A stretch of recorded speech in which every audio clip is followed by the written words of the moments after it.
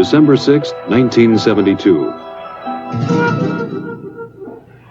Eugene Cernan, veteran astronaut and commander of Apollo 17. He would be the last Apollo astronaut to stand on the surface of the moon. Dr. Harrison Schmitt, better known as Jack. He would be the first geologist to set foot on an alien world.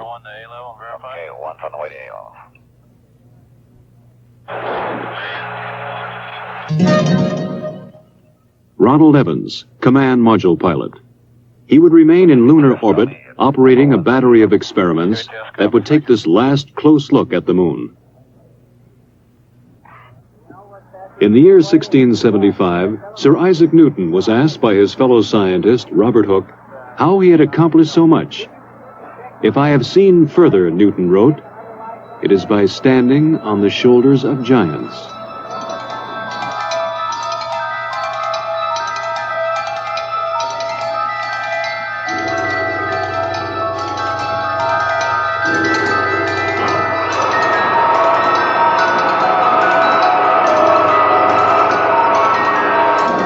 First-stage propellant tanks have been pressurized. The engines will build up to a thrust of 7.6 million pounds. T-minus 30 seconds. We have a cutoff. We have a cutoff at T-minus 30 seconds. This cutoff was automatic, done by the sequencer. One command, pressurized S4B stage, was not given. And despite the fact that it was going to be done manually, the sequencer, in effect, said, I didn't tell you to do it, and therefore you can't be doing it. So at 30 seconds, it very properly stopped the operation.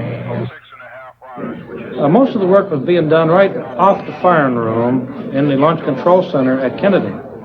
However, there was a great deal of support from the Marshall Space Flight Center, who had a comparable operational group working there with their contractors. So we concluded that we were safe, and we gave the word to jump route to one signal and proceed, which we did.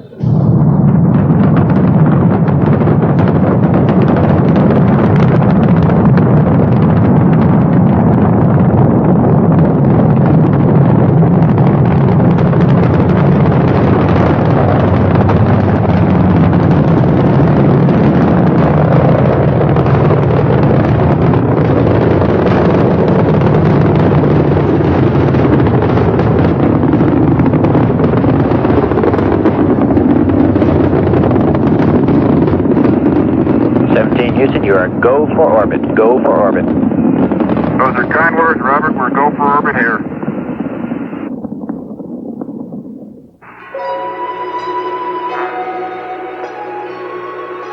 After checking out the spacecraft in Earth orbit, they burned out of orbit and headed toward the moon. Houston, we're right in the middle of a snowstorm. Ron Evans, at the controls of the Command Module America, moved in to dock with the lunar module Challenger. They pulled Challenger free of the booster's third stage, then continued the 3-day coast to the moon. GNS, ATM, ECHO. Even as Cernan, Evans, and Schmitt headed toward the moon, directly below the Apollo 17 control room, Flight Director Don Putty ran his crew through a launch simulation for the first Skylab. As you're probably well aware, we are still working on other programs, Skylab being the prime effort starting in the spring of next year.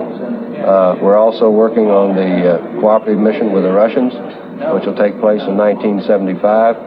And of course, we've got quite a few of the flight control team as well as other center elements involved in the work on the shuttle. So it's the start of a new era, I hope.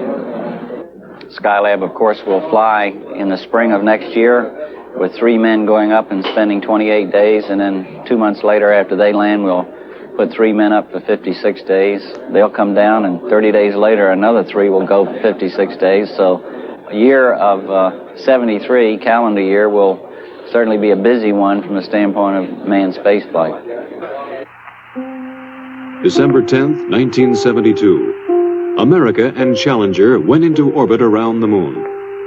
Houston, this is America. You can breathe easier. America has arrived on station for the challenge ahead.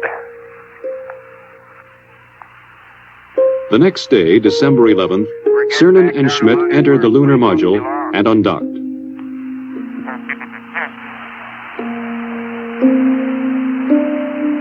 You look just as pretty in Earth light as you do in sunlight.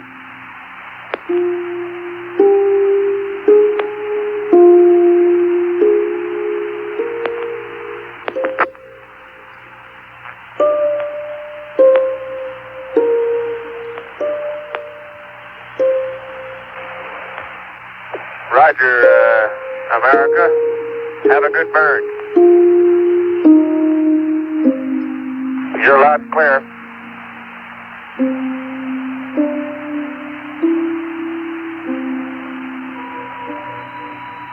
With the command module in the distance, they passed over their landing place, a valley in an area of the moon called Taurus Littrow. Here they hoped to find the youngest material yet sampled, and direct evidence of lunar volcanoes.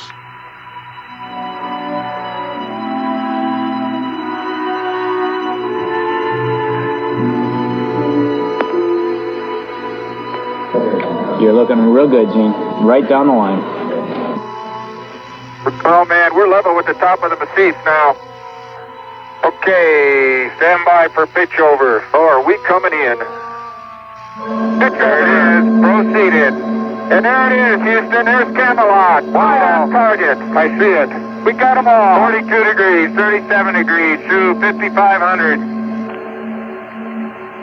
53 degrees. Okay, I've got Jorge, I've got Poppy, I've got the triangle. That's 2,500 feet, 52 degrees. H-dot is good, at 2,000. H-dot is good. Fuel is good. Going down at 10, cut the H-dot. The fuel's good. 110 feet, stand by for some dust. Little forward, G. Finger forward a little. 90 feet. Little forward velocity. 80 feet. Going down at 3. Getting a little dust. Going down about 2. Very little dust. Very little dust. Stand by for touchdown. Stand by. 25 feet. Down at 2. Feels good. 20 feet. Going down at 2. 10 feet. 10 feet. Contact. Stop push. Engine stop. Okay, Houston, the Challenger has landed. Roger, Challenger, that's super. Houston, you can tell America that Challenger is at Taurus Littrow. December 11th. Cernan, then Schmitt, left the lunar module to begin their first EVA. As I step off at the surface at Taurus Littrow, we'd like to dedicate the first steps of Apollo 17 to all those who made it possible. Their first job was to unload equipment, including their rover, the electric car in which they would drive to the exploration sites. That's beautiful. This has got to be one of the most proud moments of my life, I guarantee you. We thank you very much. As Cernan drove the equipment-laden rover, Schmitt carried the scientific experiments package called ALSEP. Hey, do you need me, Gene? Nope. I'm going to go deploy an ALSEP. Have at it. In Houston, scientists in the science support room watched, correlating and directing their movements. Okay, Bob, I've got my tools of the trade right here. As Schmitt set up the various experiments, Cernan drilled a series of holes, both to collect core samples and to implant experimental probes. Oh, we're out in the ejector blanket of Camelot for sure now. Yeah. Man, it didn't feel like this stuff was that hard. No, I'll get it. I knew there was something I needed to get the jack in over here, other side. Let me put some weight here. Not going anywhere. Oh, he's going slowly, Bill. Very slowly. I'm gonna get this thing out now that I got it. Boy, Eugene. That's what you call getting down into your work.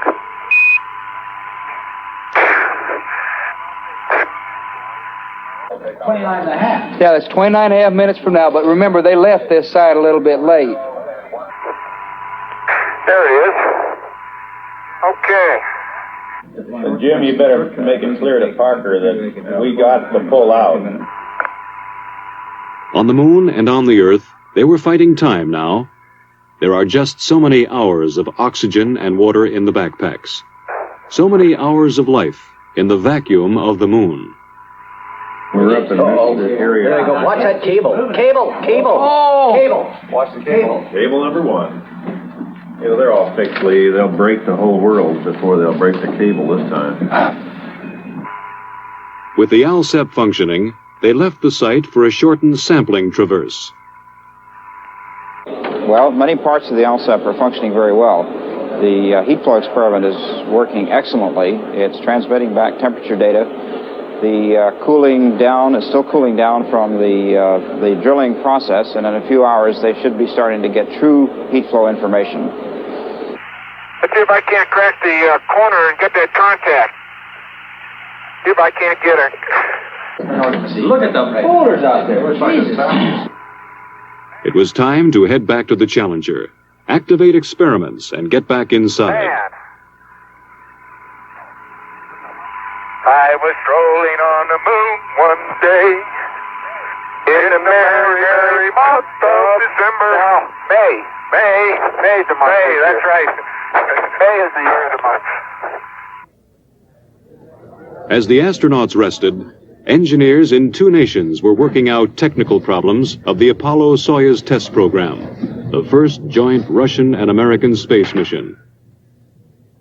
Well, the prime purpose of the Apollo-Soyuz joint mission is to prove out a compatible docking system and demonstrate that we have compatible operational procedures that will let 2 different countries dock in space. I think more than that, it has certainly a symbolic meaning of these 2 large powers learning to work together in space, which I believe are the new seas of mankind, the new frontiers, and work out solutions to problems wherein although we're very competitive, we can still be cooperative and assist each other. And I think that this Apollo-Soyuz program stands for just that.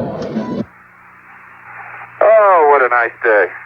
Oh, funny, there's not a cloud in the sky, except in the Earth. Think that'll stop the dust, don't we? They would have one task before they got to work exploring. The previous day, they had broken a rear fender of the rover. The dust thrown up was causing trouble. Apollo 16 commander John Young had worked that night in a pressure suit on a way to fix the fender. Oh, okay. On the moon, the astronauts put it together. The fender section formed from a lunar map, molded with tape, then held in place with clamps from the Lunar Module Telescope. It was a repair that would last the remainder of the mission. Then Schmitt moved out to place one of several explosive packages which would be detonated after they left the moon, mapping the lunar subsurface, much as earthly geologists explore for oil. Cernan would pick him up in the rover for the drive to the first site on this traverse, Station 2. They're somewhere along this rim where they can see. But they're dropping, Bill, so they must be coming across that thing. We're right where we wanted to be for Station 2, and it looks like a great place.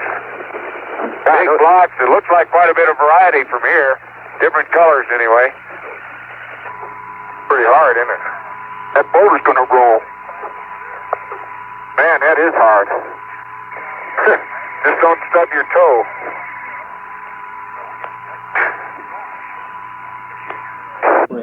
The foreground features are somewhat different, simply because they were farther up onto the hill, I think. But otherwise, that's remarkable. Pottery, it's obviously very cohesive because it's the bottom of the core is not smooth; it's very jaggedy and fragmental-like. Gene's finished with the core tube, then we should be able to go. If we get that Get all of pan. that.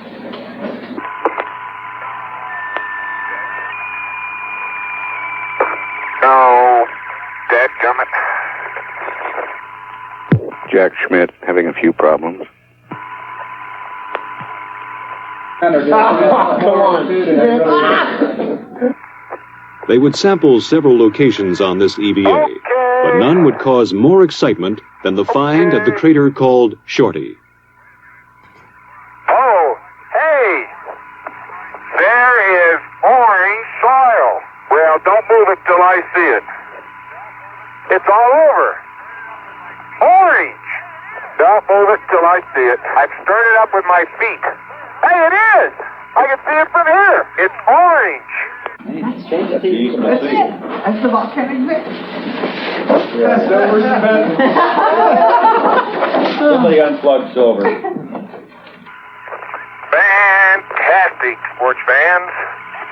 It's trench time. Jack, that is really orange. I think it is the most exciting we've come across since the beginning of the Apollo program. I believe that it's going to be the most rewarding of all the finds on Apollo. Light gray material on either side. Oh, man, that's incredible. Hey, Gene, we're going to have to... That's incredible. You need to get a down-sun color. There isn't enough time, Tony, to do it, no matter which way you want to do it. We need more time. We may have to slip. We have to slip 5 in a little bit. He's getting about 3 centimeters of wax.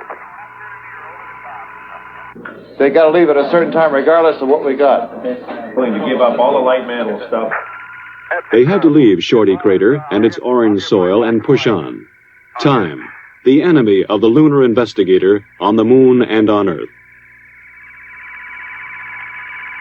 I can't believe we sampled the whole... I can't believe we sampled the whole thing right on.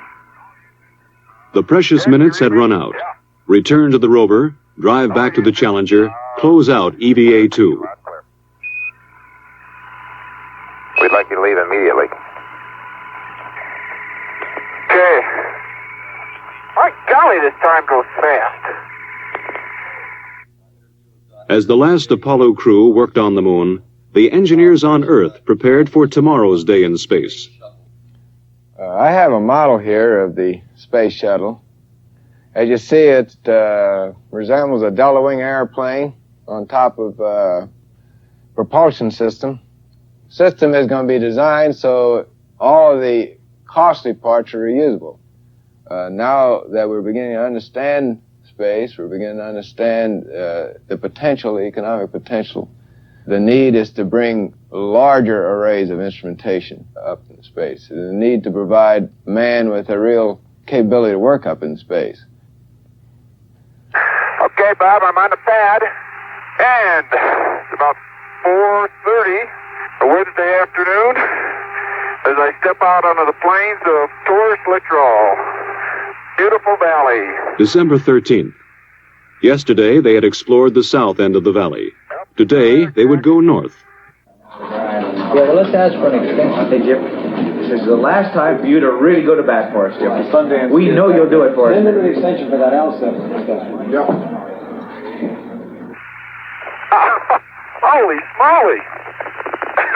Why are we on a slope? You okay?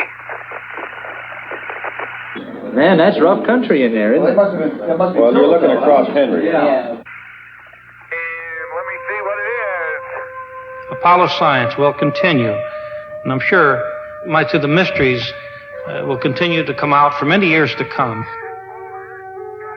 But of this I'm sure. Man has learned that space is his to explore. And man will return to space to explore, to the moon and beyond.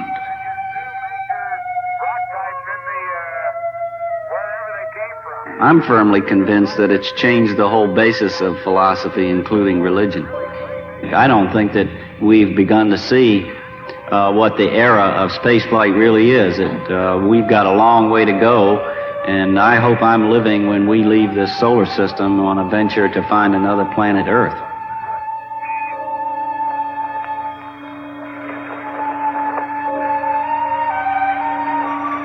You know, Jack, when we finish with station 8, we will have covered this whole valley from corner to corner. That was the idea. Once more it was time. Gene Cernan and Jack Schmitt returned to the rover to drive back to Challenger. But before they left the surface of the moon, there would be a brief ceremony. It's a rock composed of many fragments of many sizes and many shapes. When we return this rock, or some of the others like it, to Houston, we'd like to share a piece of this rock with so many of the countries throughout the world. We hope that this will be a symbol of what our feelings are, what the feelings of the Apollo program are, and a symbol of mankind that we can live in peace and harmony in the future. And a final word from the last man on the moon. I'd like to just let what I believe history will record, that America's challenge of today has forged man's destiny of tomorrow.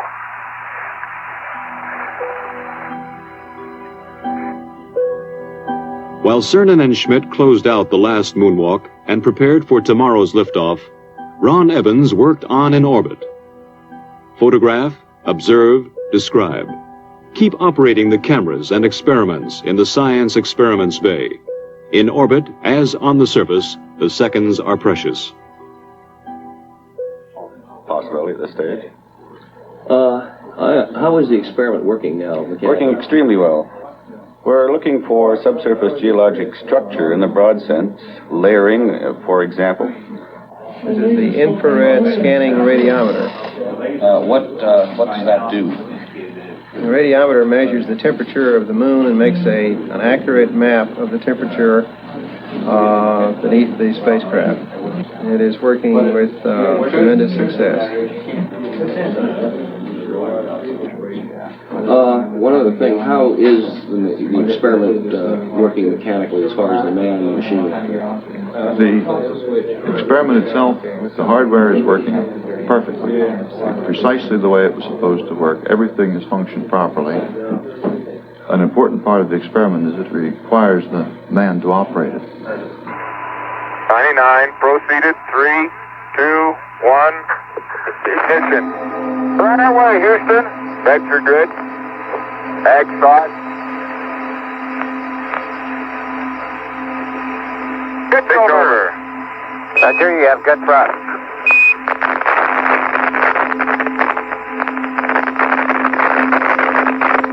Okay, 30 seconds. 308 your number. Tank coming through 1,500 feet, and H-dot looks good. On the descent stage of Challenger, forever on the moon, they left a plaque reading, "Here man completed his first explorations of the moon, December 1972 AD. May the spirit of peace in which we came be reflected in the lives of all mankind."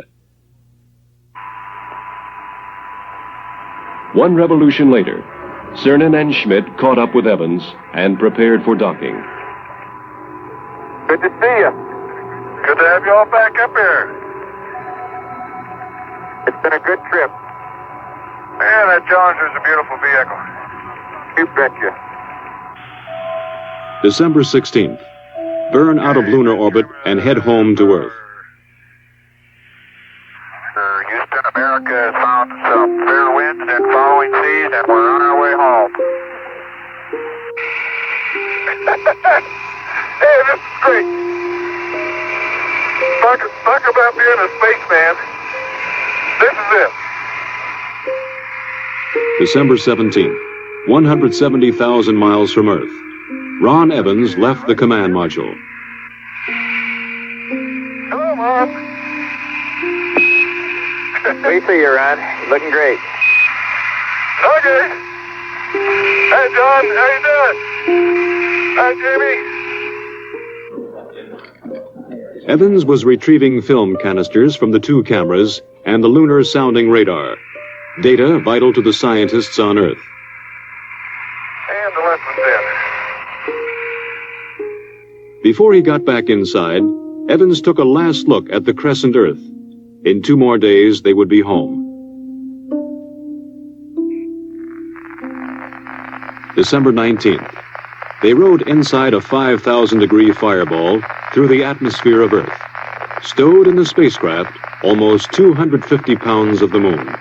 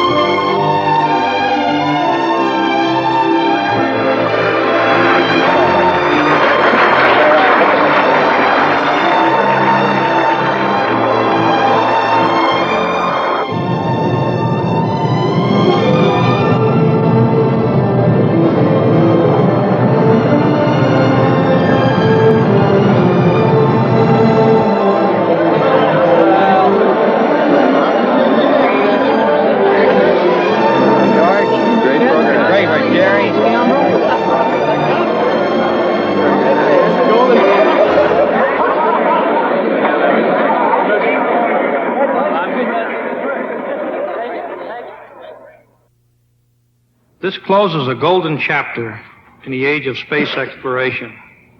In a way, it brings a close to what has been a very romantic era in space exploration. But, and I want to make this very strong, the book is still being written.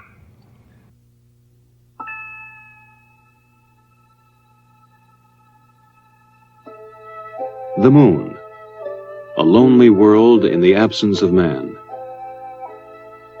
But here we have left our mark, a signature attesting a legacy to future generations. We stood on the shoulders of giants and touched the moon.